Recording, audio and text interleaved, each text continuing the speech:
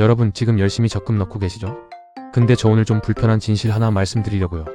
매달 50만원씩 5년 동안 꼬박꼬박 적금을 넣었습니다. 얼마가 됐을까요? 약 3천만원. 근데 같은 돈을 같은 기간 동안 해외 주식형 ETF에 넣었으면요. 약 9,700만원. 거의 7배 차이입니다. 적금이 나쁜 게 아니에요. 근데 이 차이를 모르고 있으면 진짜 손해입니다. 오늘 영상 끝까지 보시면 내 돈을 어떻게 굴려야 하는지 완전히 달라지실 거예요. 투자를 시작하려면 반드시 자본이 필요하죠. 그 자본은 결국 저축에서 출발합니다.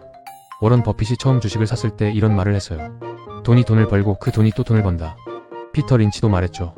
저축은 당신의 첫 번째 투자다. 많은 분들이 이렇게 생각해요. 지금 가진 돈도 부족한데 어떻게 저축을 해? 근데 중요한 건 액수가 아니라 습관입니다.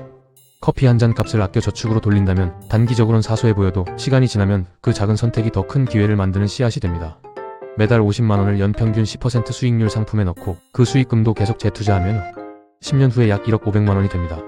작은 씨앗이 자라나 나무가 되고 울창한 숲을 이루는 것과 같은 원리예요. 재테크 시작할 때 가장 먼저 부딪히는 게 바로 이거죠. 예금이 나아요? 적금이 나아요? 간단하게 정리해드릴게요. 예금은 목돈을 한 번에 맡기고 이자를 받는 방식이에요. 1,000만원을 연 3% 정기 예금에 넣으면 매년 약 30만원의 이자. 시장이 흔들릴 때 기회를 잡기 위한 대기 자금으로 딱입니다. 적금은 매달 일정 금액을 저축하면서 목표를 향해 나아가는 방식이에요. 자금을 모으는 초기 단계, 저축 습관을 만들 때 적합하죠. 목돈이 있다 예금, 지금 모으는 중이다 적금. 이렇게 기억하시면 됩니다. 그런데 여기서 아무도 잘 말 안 해주는 불편한 진실이 있어요. 1970년대 오일 쇼크 이후 물가가 급등했을 때 미국 소비자 물가지수 CPI가 연간 12% 이상 상승했고 한국도 물가 상승률이 20%를 넘었어요. 이 상황에서 적금 금리가 물가 상승률을 따라가지 못하면 오히려 손해를 보는 겁니다. 최근 2022년에도 전 세계 인플레이션으로 한국 물가 상승률이 5%에 달했는데 시중 적금 금리는 3%를 넘지 못했어요. 즉 적금 넣어서 이자 받았는데 그 이자보다 물건 값이 더 많이 오른 거예요.